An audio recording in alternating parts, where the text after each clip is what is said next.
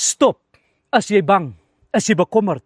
Jesus sê in Matteus 6:25, moenie julle kwel oor julle lewe, wat julle sal eet of drink nie, of wat julle sal aantrek nie.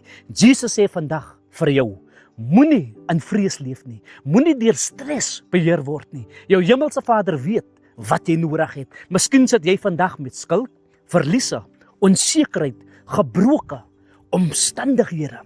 Maar hoor mooi, jou situasie is nie groter as God se voorsiening nie. God se voorraad raak nooit op nie. Sy hand is nooit te kort om jou te help nie. Hy kan oopmaak wat niemand kan toemaak nie. Die groot vraag is nie net, wat gaan ek doen? Die vraag is, hoe lyk jou verhouding met die lewendige God?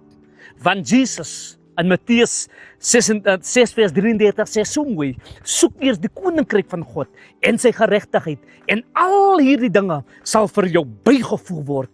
Wanneer jy Jesus eerste sit, bring hy orde waar daar chaos was. Bring hy vrede waar daar vrees was. Bring hy voorsiening waar daar tekort was. As Jesus die koning van jou lewe is, hoef vrees nie jou baas te wees nie. Keer vandag terug na hom. Soek sy aangesig eerste. Vertrou hom weer. Sit hom eerste in jou lewe. Tik Jesus eerste in die kommentaar. En deel hierdie video met iemand wat bemoediging nodig het vandag.